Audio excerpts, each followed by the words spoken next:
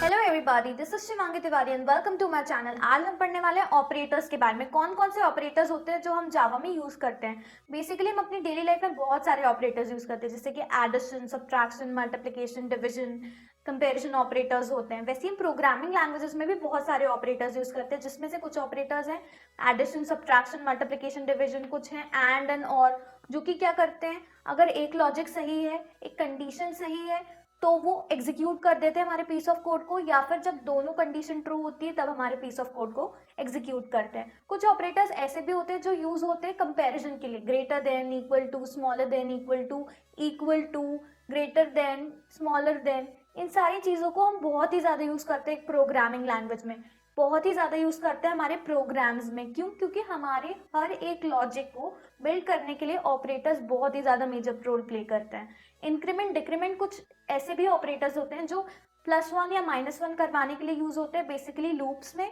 हम इनको डिटेल देखेंगे, तो चलिए जल्दी से स्टार्ट करते हैं। बेसिकली आज हम स्टार्ट करने वाले हैं ऑपरेटर्स क्या होते हैं, कितने टाइप्स के ऑपरेटर हम जावा में यूज करते हैं। प्रीसाइजली बात करूं तो कौन कौन से ऑपरेटर्स जावा में यूज होते हैं और हम प्रोग्राम में इन ऑपरेटर्स को कैसे यूज कर सकते हैं। तो चलिए देखते हैं। फर्स्ट हम देखने वाले हैं कि what are the types of operators in Java. So basically types of operators in Java are arithmetic operators, relational operators, bitwise operators, logical operators, assignment operators and miscellaneous operators. In short अगर मैं बात करूं तो arithmetic से ही आप समझ रहे हैं addition, subtraction, multiplication, division. relational से ही आप समझ रहे हैं कि जो relation बता रहे हैं, जो हमें relation बता रहे हैं किसी भी specific variable का, कि ये बड़ा है, ये छोटा है, ये बराबर है, जो हमें relation बता रहे हैं। बिटवाइज से आप समझ रहे हैं कुछ बिट से रिलेटेड है, कुछ जीरोज और वन से रिलेटेड है।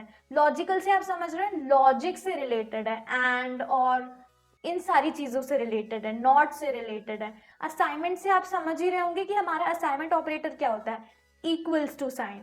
तो ये ऐसा ही कुछ होगा, plus equal to, multiplication equals to, division equals to, minus equals to. तो ये बेसिकली असाइनमेंट ऑपरेटर्स हुए। बेसिकली हम इनको इन डिटेल देखेंगे जब हम अपने प्रोग्राम्स बनाएंगे। अब आप देख रहे होंगे कि लास्ट में एक मिसलेनियस ऑपरेटर भी है। क्या है miscellaneous operator? Basically miscellaneous operators होते हैं जावा में, जिसमें से कुछ मैं ऑपरेटर्स आपको बताना चाहूंगी, जैसे कि इंस्टेंस के लिए एक ऑपरेटर होता है, टर्नरी ऑपरेटर होता है, तो इन्हें हम मिसलेनियस ऑपरेटर्स बोलते हैं। हम इसको देखेंगे one by one in detail, तो आपको बिल्कुल भी टेंशन लेने की जरूरत नहीं है। तो चलिए आज हम अपने फर्स्ट टाइप ऑफ ऑपरेटर से स्टार्ट करते हैं। तो आज हम अपना पहला ऑपरेटर देखने वाले हैं, ठीक है। तो हमारा पहला ऑपरेटर है अर्थमेटिक ऑपरेटर्स। बेसिकली हम अपनी डे टू डे लाइफ में इस ऑपरेटर का तो बहुत ही ज्यादा यूज करते हैं। एडिशन, सब्ट्रैक्शन, मल्टीप्लिकेशन, डिवीजन तो हमारी लाइफ का एक मेजर रोल है। हमें हर चीज के लिए कैलकुलेशन करना पड़ता है, और उसमें एडिशन और सब्ट्रैक्शन तो बहुत ही ज्यादा नॉर्मल सी बात है। अगर मैं बात करूं, इसको हम मैथ्स में बहुत ही ज्यादा यूज करते हैं। जब अगर मैं स्पेसिफिकली बात करूं तो एल्जेब्रा में तो अर्थमेटिक ऑपरेटर्स बहुत ही ज्यादा मेजर रोल प्ले करते हैं। एडिशन, सब्ट्रैक्शन, मल्टीप्लिकेशन, डिवीजन, तो arithmetic operators are the major की। बहुत सारे ऐसे प्रोग्राम्स होते हैं जो सिर्फ इसी के बेसिस पे हो जाते हैं। ये बहुत ही ज्यादा इंपॉर्टेंट है। एडिशन से आप समझ ही रहे हैं कि ये दो वेरिएबल को अगर मैं देती हूँ तो ये एड अप करेगा, डिवीजन डिवीजन करता होगा, सब्ट्रैक्शन सब्ट्रैक्ट करता होगा, मल्टीप्लिकेशन मल्टीप्लाई करता होगा। फिर भी इन डिटेल देख लेते हैं। ओके दीदी, मुझे ये तो समझ में आ गया कि जावा में अर्थमेटिक ऑपरेटर्स होते हैं, पर थोड़ा सा आप इन डिटेल बता सकती हैं, और क्या मुझे एक प्रोग्राम से आप समझा सकती हैं, ताकि मेरे माइंड के सारे मिसकंसेप्शंस दूर हो जाए। तो चलिए जल्दी से हम प्रोग्राम देखते हैं, पर उससे पहले हम अपने दिमाग में एक लॉजिक बिल्ड कर लेते हैं कि बेसिकली क्या सिर्फ एडिशन, सब्ट्रैक्शन, मल्टीप्लिकेशन, डिवीजन ही अर्थमेटिक ऑपरेटर्स होते हैं, और बेसिकली हम कैसे इन ऑपरेटर्स को ऑपरेट करते हैं, इन शॉर्ट कैसे हम इन ऑपरेटर्स को यूज करते हैं। तो चलिए जल्दी से देखते हैं। एज्यूम कीजिए कि A 10 वैल्यू को होल्ड करता है और B 20 वैल्यू को होल्ड करता है, और इस टेबल को ध्यान से ऑब्जर्व कीजिए। एडिशन क्या करवाएगा? ऐड करवाएगा। दैट मीन्स ये A प्लस बी करवा रहा है। A में हमारा 10 है, B में हमारा 20 है, A प्लस बी करवाया तो उसने हमें 30 दे दिया। हम सब्ट्रैक्शन करेंगे, A minus B, that means -10 आ गया। क्यों? क्योंकि हम छोटे से बड़े को सब्ट्रैक्ट करा रहे हैं। अगर मैं A इंटू बी करती हूँ, 10 इंटू 20 करती हूँ, तो मुझे 200 मिलता है। अगर मैं A डिवाइड बाय B करती हूँ, दैट मीन्स 10 डिवाइड बाय 20 करती हूँ तो मुझे क्या मिलेगा, पॉइंट्स में आंसर आएगा, पर मैं एक इंटीजर डिवाइड बाय इंटीजर कर रही हूँ और मुझे ये पता है कि जब भी मैं इंटीजर डिवाइड बाय इंटीजर करूंगी तो मुझे एक इंटीजर नंबर ही मिलेगा, इन शॉर्ट मुझे 0 मिलेगा। पर अगर मैं b डिवाइड बाय a करती हूँ तो मुझे आंसर मिलेगा 2। हमेशा याद रखिएगा कि इंटीजर डिवाइड बाय इंटीजर हमेशा इंटीजर होता है, फ्लोट डिवाइड बाय इंटीजर हमेशा फ्लोट होता है, फ्लोट डिवाइड बाय फ्लोट हमेशा फ्लोट होता है। मतलब अगर एक भी फ्लोट आया तो आपका आंसर फ्लोट में ही आएगा। फिर वो डिपेंड करेगा कि आपने डेटा टाइप क्या दिया है। पर अगर आप इंटीजर डिवाइडेड बाय इंटीजर कर रहे हैं तो आपको ये दिमाग में रखना है कि आपका आंसर इंटीजर ही होगा। हम बात करते हैं रिमाइंडर की। हम रिमाइंडर कैसे निकाल सकते हैं, हम जावा प्रोग्रामिंग लैंग्वेज में कैसे रिमाइंडर निकाल सकते हैं। जब भी मैं लिखती हूँ परसेंटेज साइन किसी भी दो वेरिएबल के बीच में, वो मुझे एक रिमाइंडर निकाल के दे देता है। अगर मैं इस टेबल के हिसाब से बात करूं, b में 20 है और a में 10 है, तो मैं b परसेंटेज a करवाती हूँ अगर, तो इन शॉर्ट क्या होगा, ये कंप्लीटली डिविजिबल है, that means b upon a, b divide by a completely divisible है, तो इसका रिमाइंडर 0 आएगा, तो हमारा रिमाइंडर 0 आ गया। बेसिकली परसेंटेज साइन से हम रिमाइंडर बहुत इजीली निकाल सकते हैं, ठीक है।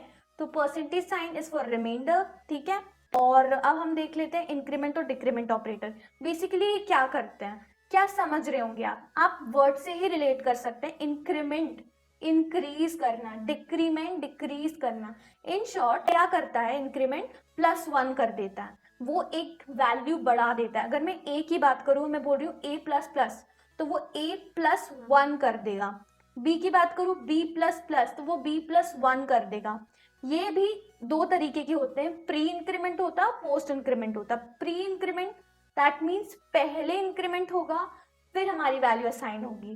पोस्ट इंक्रीमेंट पहले हमारा वैल्यू असाइन होगा उसके बाद हमारा इंक्रीमेंट होगा। आप बिल्कुल टेंशन मत लीजिए, हम एक प्रोग्राम देखेंगे तो आपको ये पता चल जाएगा कि मैं ये क्या बोल रही हूँ, कि पहले इंक्रीमेंट होगा फिर वैल्यू असाइन होगी, और पहले वैल्यू असाइन होगी फिर इंक्रीमेंट होगा। तो बिल्कुल भी दिमाग में कोई टेंशन मत रखिए, हम अभी एक प्रोग्राम करेंगे तो आपके सारे डाउट्स क्लियर हो जाएंगे। अब डिक्रीमेंट क्या होता है, डिक्रीमेंट भी दो टाइप का होता है, प्री डिक्रीमेंट, पोस्ट डिक्रीमेंट। और इसमें भी सेम प्रोसेस होती है कि या तो ये पहले वैल्यू को असाइन करेगा और फिर डिक्रीमेंट होगा in case of a minus minus, या फिर ये पहले वैल्यू को डिक्रीज करवाएगा, डिक्रीमेंट करवाएगा और फिर वैल्यू को असाइन करेगा। जैसे मैं बोल सकती हूँ माइनस माइनस है। तो आप बिल्कुल टेंशन मत लीजिए, जल्दी से एक प्रोग्राम देख लेते हैं ताकि आपके सारे डाउट क्लियर हो जाए और कोई भी डाउट ना बचे। फिर भी कोई डाउट बचता है तो कमेंट सेक्शन है, फ्रीली डालिए कि मुझे इस स्पेसिफिक चीज में, इस प्रोग्राम में, स्पेसिफिक चीज में नहीं आया समझ में, या ये चीज समझ में नहीं आया, ओके, तो मैं आपकी प्रॉब्लम सॉल्व कर पाऊंगी। ओके, सो चलिए जल्दी से एक प्रोग्राम देख लेते हैं ताकि हमें पता चल जाए कि addition, subtraction, multiplication, division, reminder, increment, decrement हम कैसे करवाते हैं एक प्रोग्राम में। और बेसिकली इंक्रीमेंट और डिक्रीमेंट को बहुत अच्छे से समझ लेते हैं क्योंकि ये बहुत काम आने वाला है जब हम लूप्स पढ़ेंगे, ये बहुत ही ज्यादा यूज होता है। तो चलिए जल्दी से स्टार्ट करते हैं। चलिए जल्दी से एक प्रोग्राम देख लेते हैं कि जावा में हम अरिथमेटिक ऑपरेटर्स को कैसे यूज करते हैं। तो मैं सोर्स पे जाने वाली हूँ, वहाँ पे जाके मैं राइट क्लिक करूंगी, पैकेज बनाऊंगी, मेरे पैकेज का नाम होने वाला है ऑपरेटर्स, ओके।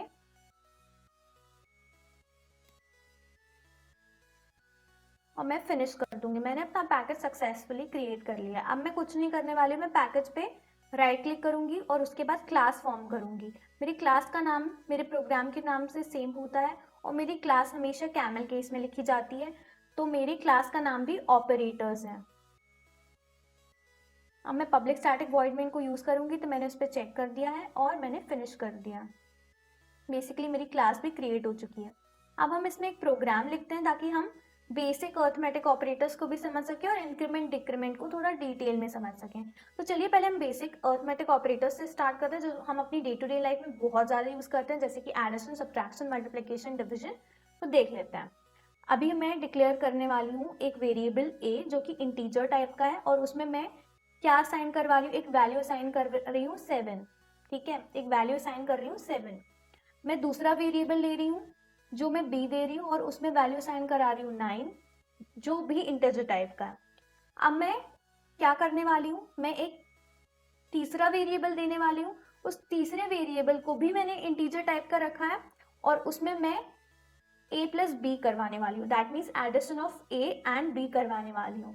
अब मैं इसको प्रिंट कर दूंगी, तो मैं लिखूंगी system dot out dot print ln, और इसमें मैं लिखने वाली हूँ द आंसर इज, और यहाँ पे मैं प्लस का साइन लगा के सी लिख दूंगी। बेसिकली मैं आपको एक बात जरूर बताना चाहूंगी। देखिए यहाँ पे मैंने एक थर्ड वेरिएबल लिया जो कि एक इंटीजर टाइप का है और उसमें a प्लस बी को स्टोर करवाया है, ठीक है। पर अगर मुझे इस प्रोग्राम में इस सी वेरिएबल को यूज करना है, इसका जो आउटपुट जो इसमें आया है, जो वैल्यू असाइन हुई है सी में, उसको प्रिंट करवाना है मेरी स्क्रीन में, तो मैं क्या करूंगी, मैं लिखने वाली हूँ system dot out dot print ln और फिर मैं प्लस सी कर दूंगी। जब मैं प्लस सी करती हूँ तो इससे कंपाइलर को ये समझ में आता है कि सी में जो वैल्यू असाइन आई है उसको आउटपुट स्क्रीन में शो करना है। अगर मेरा वेरिएबल यहाँ पे डी होता फॉर इंस्टेंस, तो मैं यहाँ पे लिखती डी, ठीक है। समझ रहे ना आप मेरी बात को?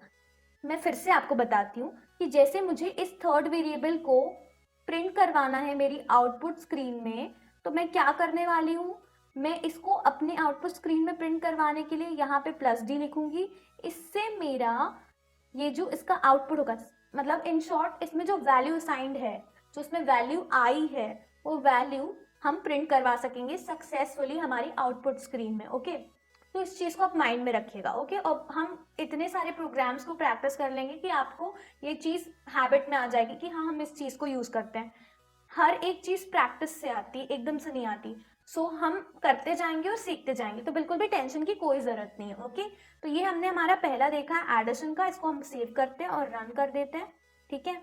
देखिए हमारी आउटपुट स्क्रीन में आंसर आ गया 16, दैट मीन्स 9 + 7 हमें 16 देता है, जो कि इंटीजर टाइप का। अब हम बात करते हैं सब्ट्रैक्शन की, तो मैं कुछ नहीं करने वाली हूँ, मैं a - b कर दूंगी। जैसे मैं a - b करती हूँ, कंट्रोल एस करती हूँ, मुझे 7 - 9 की वैल्यू मिल जाएगी। अब ऑफकोर्स a मेरा यहाँ पे छोटा है और b बड़ा है, तो नेगेटिव में आंसर आएगा, तो मेरा -2 आंसर आ रहा है। अब यहाँ पे हम बात कर लेते हैं डिवीजन की। अगर मैं a डिवाइड बाय b करती हूँ तो मुझे 0 मिलेगा, क्योंकि मैं छोटे से बड़े नंबर को डिवाइड कराने की कोशिश कर रही हूँ। एक बात याद रखिएगा, जैसे कि मैंने कहा कि इंटीजर डिवाइड बाय इंटीजर होता है, दैट मीन्स जब भी आप इंटीजर डिवाइड बाय इंटीजर करते हैं आपको आंसर इंटीजर ही मिलेगा। ओके, तो देखिए इसने पॉइंट के बाद का कोई भी वैल्यू नहीं दिया, इसने हमें सिर्फ एक इंटीजर आउटपुट ही दिया है। पर अगर मैं यहाँ पे फ्लोट लिख देती हूँ तो अब मुझे मेरा आउटपुट क्या मिलेगा, फ्लोट में मिलेगा, ठीक है। मतलब मुझे पॉइंट के बाद की वैल्यूज भी मिलेगी, ठीक है। पर एक बात अभी भी हो रही है, आप ध्यान से देखिए आउटपुट स्क्रीन में कि मेरा a भी इंटीजर टाइप का, मेरा b भी इंटीजर टाइप का है, और मैं यहाँ पर भी इंटीजर डिवाइड बाय इंटीजर ही कर रही हूँ, तो मेरा फ्लोट में भी आंसर इंटीजर वाला ही आ रहा है। इन शॉर्ट 0.0 ही आ रहा है, वो ज़्यादा नहीं ले रहा। पर अगर मेरा a और मेरा b दोनों ही फ्लोट टाइप का होता तो ये मुझे आंसर फ्लोट में ही देता। देख लीजिए आप क्लियरली, ये आंसर मुझे फ्लोट में ही देता, पूरा मुझे पॉइंट के बाद क्या वैल्यू आएगा पूरा देता। आप देख सकते हैं, अब ये दे रहा है 0.777778। मतलब आप समझ रहे हैं ना बात को कि इंटीजर डिवाइड बाय इंटीजर हमेशा इंटीजर आउटपुट ही देगा। अगर आपका वेरिएबल a इंटीजर है और वेरिएबल b इंटीजर है, या फिर आपने उसके डेटा टाइप को इंटीजर रखा है, तो वो आपको आंसर में भी इंटीजर देगा। पर अगर आपको पूरा फ्लोट वैल्यू चाहिए, पूरी रियल वैल्यू चाहिए, डेसिमल के बाद के नंबर्स भी चाहिए, तो आपको फ्लोट वैल्यू देनी पड़ेगी। हमेशा इस बात को अपने दिमाग में रखिए कि integer divide by integer integer होता है, अगर एक भी वैल्यू फ्लोट होती है तो हमारा आंसर फ्लोट आता है। ओके, हम देख भी सकते हैं यहाँ पे, अगर मैं इस फ्लोट को हटाकर इंट कर दूं वापस, पर फिर भी मेरा आंसर फ्लोट में ही आएगा। देख लीजिए, आप समझ गए ना बात को। अगर मेरा एक वैल्यू भी फ्लोट होता है तो मेरा आंसर फ्लोट आ जाएगा, पर अगर मेरा दोनों वैल्यू इंटीजर होता है तो मुझे आंसर इंटीजर ही मिलेगा। अब यहाँ पे मेरा a छोटा है और b बड़ा है, तो मैं इनकी पोजीशन को चेंज करने वाली हूँ। यहाँ पे मैं a देने वाली हूँ और यहाँ पे मैं b देने वाली हूँ। इसको मैं सेव करूंगी और इसको रन करवाऊंगी। देखिए मेरा आंसर 2 आया है, दैट मीन्स मेरा रिमाइंडर 2 बच रहा है। 7 1 + 7 होता है, 2 बच रहा है, 9 से ये कम्प्लीटली डिविजिबल नहीं हो रहा है। इन शॉर्ट मेरा रिमाइंडर 2 आया है। अब हम देखते हैं इंक्रीमेंट और डिक्रीमेंट ऑपरेटर्स के बारे में, तो चलिए जल्दी से देखते हैं। बेसिकली इंक्रीमेंट और डिक्रीमेंट ऑपरेटर क्या करते हैं, एक वैल्यू बढ़ाते हैं या एक वैल्यू घटाते हैं। तो हम चलिए थोड़ा सा देख लेते हैं हम क्या करने वाले हैं। यहाँ पर हम बेसिकली एक वेरिएबल असाइन करेंगे इंट सी, जिसमें हम करवाने वाले हैं b++, ठीक है। बी में हमारा अभी प्रेजेंटली क्या स्टोर है, 2 स्टोर है, तो हम इसी को इंक्रीमेंट करवा के देखते हैं, ठीक है। तो मैं क्या करवाने वाली हूँ, system dot out dot print ln, और उसके बाद मैं क्या लिखने वाली हूँ, पहले मैं प्रिंट करवा देती हूँ क्या, कि सी की मेरी वैल्यू क्या हुई चेंज हो जाने के बाद, ठीक है। और उसके बाद मैं ये प्रिंट करवा देती हूँ कि ये बताइए कि मेरी बी की वैल्यू क्या हुई, ताकि हम कंपेयर कर पाए, ओके। तो अब मैं इसको सेव करने वाली हूँ और अब मैं इसको रन कर दूंगी ताकि मुझे पता चल जाए। तो देखिए 2 और 3 आ रहा है। अब इसने पहले प्रिंट किया है क्या, इसने सी की वैल्यू पहले प्रिंट करी है और बी की वैल्यू बाद में। अब आप समझिए इस बात को, इसने क्या किया, इसने ये किया कि इसने पहले सी में क्या आया, दैट मीन्स क्या हो रहा है, बी प्लस प्लस असाइन हुआ है सी में, दैट मीन्स ये पोस्ट इंक्रीमेंट कर रहा है।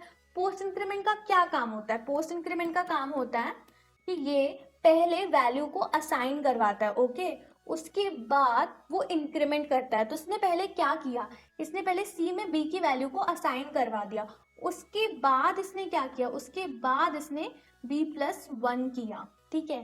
तो इससे बी की वैल्यू चेंज हो गई, इसीलिए पहले हमें 2 मिला और उसके बाद हमें 3 मिला, okay. Keep this in mind कि पहले क्या हुआ, पहले वैल्यू असाइन हुई, उसके बाद इंक्रीमेंट हुआ, इसलिए इसे हम पोस्ट इंक्रीमेंट बोलते हैं। पर अगर यहाँ पर मैंने उल्टा किया होता और आगे प्लस लिखा होता और पीछे मैंने वेरिएबल दिया होता और इसको मैंने सेव किया होता, तो मेरा आंसर थोड़ा सा डिफरेंट आता। अब मेरा जो बी है वो भी 3 है और मेरा सी भी 3 है, क्यों, क्योंकि इसने पहले ही वैल्यू को इंक्रीमेंट करवा दिया, तो सी में 3 ही चला गया और उसके बाद भी वैल्यू बी की 3 ही रही। इन शॉर्ट आप समझिए कि प्री इंक्रीमेंट में क्या हुआ, प्री इंक्रीमेंट में हमारे बी की वैल्यू सी में गई। अब बी की वैल्यू सी में गई तो बी की वैल्यू क्या थी, हमारा प्री इंक्रीमेंट हो रहा है, मतलब इसने क्या किया, इसने ये वाला स्टेप पहले ही कर दिया। इसने क्या किया, यहाँ पर इसने सबसे पहले b को इंक्रीमेंट करवा दिया 1 से, उसके बाद उस वैल्यू को इसने असाइन करवाया c में। अब c की वैल्यू क्या हुई, अब c की वैल्यू हो गई है 3, तो जब मैं b की वैल्यू को प्रिंट करवाती हूँ तब भी मुझे 3 ही मिलता है, और जब मैं c की वैल्यू को प्रिंट करवाती हूँ तब भी मुझे 3 ही मिलता है। मुझे लगता है आपको ये बात समझ में आ गई होगी।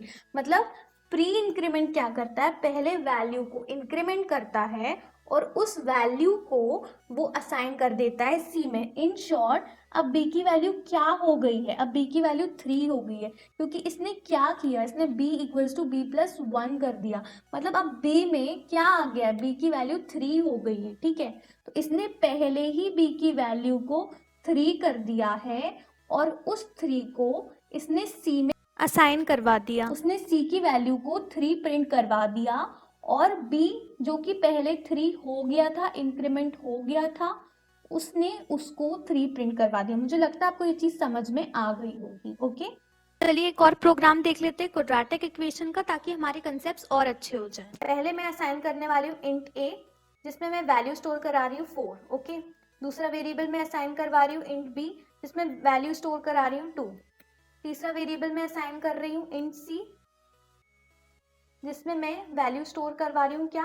अब बेसिकली हम क्या कर सकते हैं, क्वाड्रेटिक इक्वेशन होती है ना, a square plus B square plus 2ab, हम इसका आउटपुट प्रिंट करवाते हैं सी में। इन शॉर्ट हम लिखते हैं कि a into A plus b into B plus twice of a into B, और यहाँ पे मैंने सेमीकोलन लगा दिया। अब यहाँ पे पैरेंथेसिस जरूर लगाए, क्योंकि हमें एक ही वैल्यू से मल्टीप्लिकेशन नहीं करवाना है, हमें पूरे से करवाना है, ओके। तो यहाँ पे हमारा सब कुछ हो चुका है। इन सी में हमने a इंटू ए करवा दिया है, b इंटू बी करवा दिया है और twice of a into B करवा दिया, ओके। तो हमने a into A plus B into B plus 2 into A into B करवा दिया है, जो कि क्वाड्रेटिक इक्वेशन का फॉर्मूला होता है।